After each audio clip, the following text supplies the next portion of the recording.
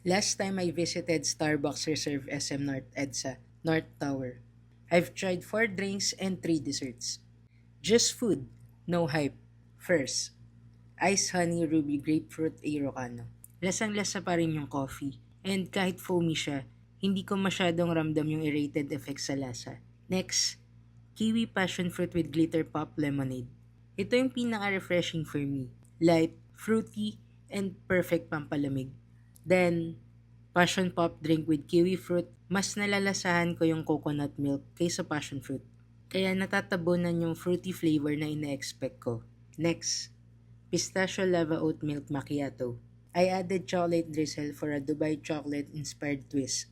Nutty yung pistachio and bagay yung chocolate with the drink. And as I always say, kahit gaano kakabusog, there's always room for dessert.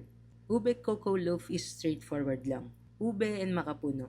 Simple lang yung flavors, pero they really work well together. Hindi rin siya nakakaumay. Banana chocolate chip loaf. Banana forward yung lasa with chocolate chips.